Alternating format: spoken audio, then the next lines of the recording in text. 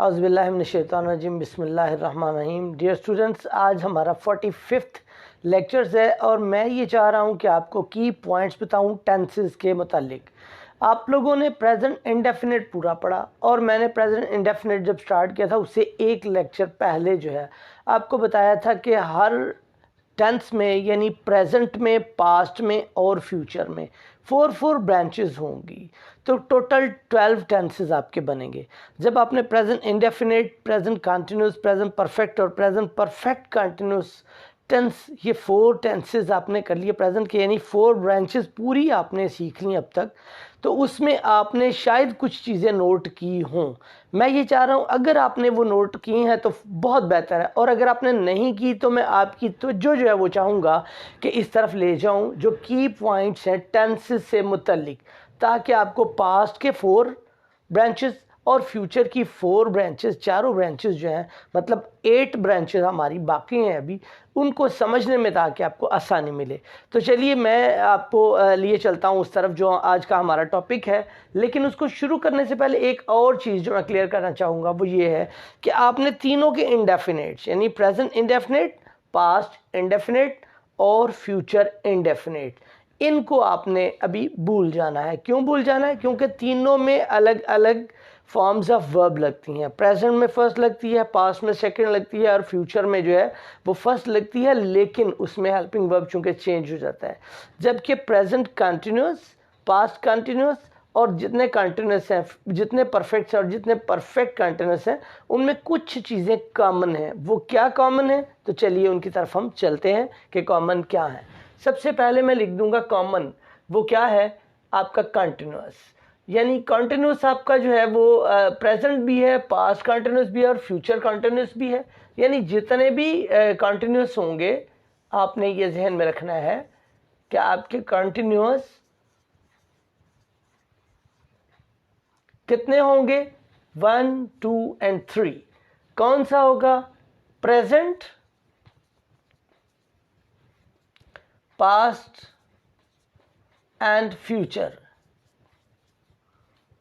Present, past and future, ये तीनों continuous जो होंगे, इन तीनों में एक चीज़ जो कॉमन है, वो कॉमन बात ये है कि ऑलवेज फोर्थ फॉर्म यूज होती है। हमेशा fourth form of verb is used in all of the present continue. जितने भी कंटिन्यूस होंगे उनमें fourth form of verb is use लिखने की जरूरत नहीं है। आपके लिए कॉमन है ये बात कि जितने कंटिन्यूस होंगे उनमें फोर्थ फॉर्म ऑफ वर्ब लगेगी। फोर्थ फॉर्म ऑफ वर्ब से मुराद क्या है वो आप समझते हो, यानी first form of verb plus ING is equal to fourth form of verb. ये फोर्थ फॉर्म ऑफ वर्ब के बराबर होती है। फर्स्ट फॉर्म के साथ आईएनजी ऐड करना, इसको हम कहते हैं फोर्थ फॉर्म। तो ये कॉमन बात है, जितने कंटिन्यूस होंगे यानी तीनों प्रेजेंट के, पास्ट के और फ्यूचर के, इनमें fourth form of verb use होगी, ये ताकि आपको याद रहे।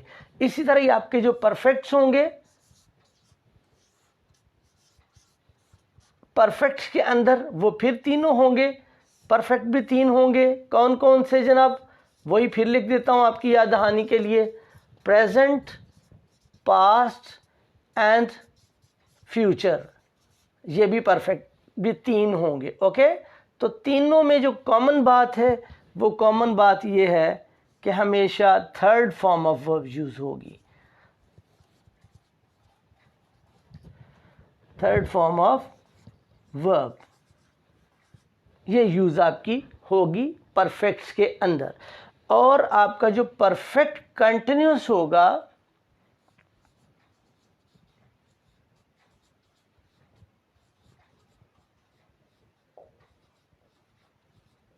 परफेक्ट कंटिन्यूस में जनाब ये परफेक्ट कंटिन्यूस भी उसी तरह ही 3 होंगे। कौन कौन सा perfect? Present perfect, past perfect और फ्यूचर परफेक्ट। फ्यूचर परफेक्ट, इनके अंदर जो कॉमन बात है वो ये है कि एक बात तो ये हो गया तय कि ये लफ्ज़ आएगा बिन। बिन के बाद plus fourth form of verb, fourth form of verb, और प्लस जो बात है वो होगी जनाब आपकी सिंस एंड फॉर, ये वक्त के इजहार के लिए। ये चीज़ें आपने नोट फरमा लेनी हैं। जब आपको ये चीज़ें पता चल जाएंगी तो जब हम टेंस करेंगे आपको पता चल जाएगा कि ये टेंस जो है इसमें हमने क्या करना है। और अगर कोई टेंस लिखा हुआ होगा, आपने ट्रांसलेट करना होगा, तो उसकी रिकग्निशन के लिए, उसकी पहचान के लिए आपको पता चल जाएगा कि इसमें अगर ये फॉर्म है जनाब तो फिर इसमें ये फोर्थ फॉर्म है तो कंटिन्यूस है, थर्ड फॉर्म है तो परफेक्ट है, और फोर्थ फॉर्म के साथ बीन भी है, फोर्थ फॉर्म भी है, और सिंस और फॉर का भी इस्तेमाल है, तो फिर पता चलेगा कि ये परफेक्ट कंटिन्यूस है। कौन सा परफेक्ट कंटिन्यूस है? प्रेजेंट परफेक्ट कंटिन्यूस है, पास्ट परफेक्ट है, या फ्यूचर परफेक्ट कंटिन्यूस है? वो जब हम इसको बार बार पढ़ेंगे, अभी बारी बारी पढ़ेंगे, क्योंकि अभी हमने तो प्रेजेंट जो टेंस है वो कंप्लीट किया, इंडेफिनिट, कंटिन्यूस, परफेक्ट और परफेक्ट कंटिन्यूस, चारों ब्रांचेस। तो आपने जज कर लिया कि उसकी पहचान क्या है, हेल्पिंग वर्ब्स क्या है। तो जब हम इंशाल्लाह पास्ट के और फ्यूचर के पढ़ेंगे तो आपको उसकी भी सारी जो एलेबोरेशन है, सारी उसकी एक्सप्लेनेशन मिलेगी और आपको उसकी जजमेंट हो जाएगी, पहचान खूब हो जाएगी। तो यही मैं आज आपको कहना चाह रहा था कि आपने ये नोट फरमा लेना, ये की पॉइंट्स हैं। अगर आप इनको ज़हन नशीं कर लेंगे तो अगले टेंसेस को पढ़ना, समझना और उनको ट्रांसलेट करना बहुत ईजी हो जाएगा। सॉरी। बाकी बात ये रही इनके हेल्पिंग वर्ब्स तीनों में चेंज होंगे।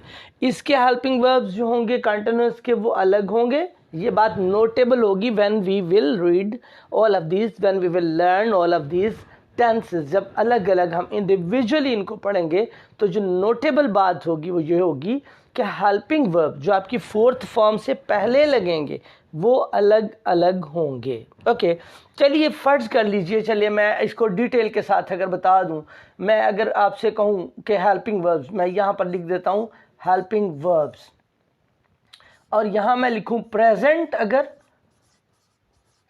तो प्रेजेंट के हेल्पिंग वर्ब्स को मैं ब्रैकेट में लिख देता हूं इज, एम एंड आर।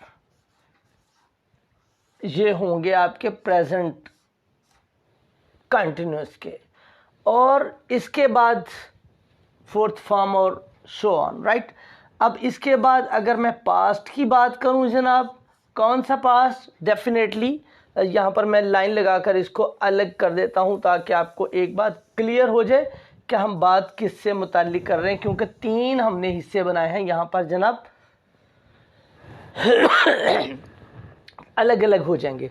तो प्रेजेंट आपका ये जो था उसके हेल्पिंग वर्ब्स ये रहे, और पास्ट जो है उसके हेल्पिंग वर्ब्स आपके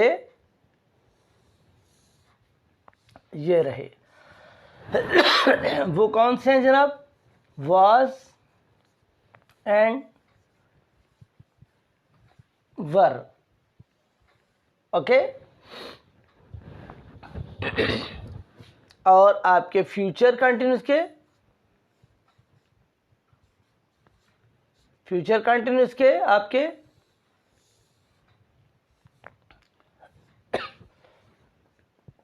will be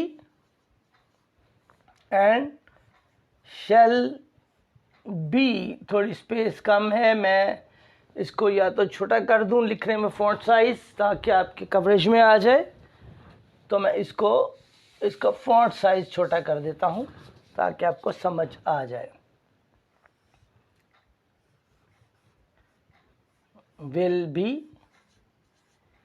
and shall be, तो ये आपके हो गए जनाब हेल्पिंग वर्ब्स फ्यूचर के, पास्ट के एंड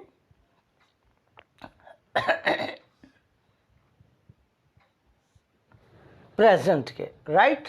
ये आपके अब कंप्लीट समझ लें आपको कि प्रेजेंट कंटिन्यूस, पास्ट कंटिन्यूस और फ्यूचर कंटिन्यूस का मुकम्मल अलग से फार्मूला मिल गया। कॉमन चीज़ जो थी वो थी फोर्थ फॉर्म ऑफ वर्ब, और जो परफेक्ट होगा कौन सा परफेक्ट है? सपोज प्रेजेंट, तो प्रेजेंट में आपके हेल्पिंग वर्ब्स जो होंगे, helping verbs, first of all I must write here helping verbs, ताकि एक पैटर्न रहे हमारा। हेल्पिंग वर्ब्स की बात हो रही है, जैसा ऊपर भी हमने बात की। तो हेल्पिंग वर्ब्स हमारे प्रेजेंट के कौन से होंगे? कौन से प्रेजेंट? प्रेजेंट परफेक्ट के, प्रेजेंट परफेक्ट के जनाब होंगे आपके हैज़ एंड हैव, और थर्ड फॉर्म होगी। और उसके बाद आपका आएगा पास्ट, तो पास्ट के आपके होंगे ओनली एक हेल्पिंग वर्ब, और वो क्या होगा? हैड। लेकिन इसको जब हम पढ़ेंगे पास्ट को, बहुत तफसील मांगेगा, क्योंकि सेंटेंस के 2 पार्ट्स होंगे, उसको तब हम डिटेल से पढ़ेंगे। आज अभी हम सिर्फ हेल्पिंग वर्ब की बात कर रहे हैं। तो इसके बाद जनाब अगर आपका फ्यूचर हो, तो फ्यूचर के हेल्पिंग वर्ब्स की बात हो रही है। विल हैव और shall have, will have and shall have, ये हमारे जनाब हेल्पिंग वर्ब्स होंगे ये फ्यूचर के। Okay, we are going just to discuss about, we have learned about just helping verbs of 3 of the tenses। हमने तीनों tenses के हेल्पिंग वर्ब्स की बात की है। यहाँ पर कौन से? परफेक्ट के, present perfect, past perfect and future perfect. ये क्या सब चीज़ें हैं? ये आपके हेल्पिंग वर्ब्स हैं, हेल्पिंग वर्ब्स हैं। ओके, और ये नोटेबल बात ये है कि विल के साथ भी हैव एंड शैल के साथ भी हैव, हैज़ नहीं। बाद लोग विल हैज़ और शैल हैव कर देते हैं, बाद स्टूडेंट्स मिस्टेकनली वो करते हैं। तो ये बात जो नोटेबल है, the thing to remember always, right, to keep it in mind, वो ये है कि विल हैव एंड शैल के साथ भी हैव होगा। ओके, तो आगे ये जो प्रेजेंट ये परफेक्ट कंटिन्यूस है, इसके हेल्पिंग वर्ब कौन से होंगे जनाब? हमारे प्रेजेंट के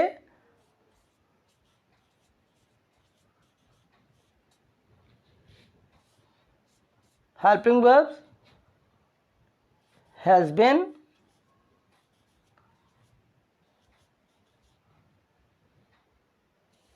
और पास्ट के, इसके प्रेजेंट के हैज़ बीन और हैव बीन। मेरा ख्याल है मैं सिर्फ हेल्पिंग वर्ब ही लिखूं, क्योंकि बीन का फॉर्मूला ऊपर लिख दिया तो रिपीट करने की ज़रूरत नहीं है। इसका helping verb has and have he होगा, और उसके बाद आपका आ जाएगा पास्ट, तो पास्ट का आपका होगा जनाब हैड बीन, ऑलरेडी लगा हुआ है, we are talking about just helping verb. Okay, और फ्यूचर आपका होगा अगर,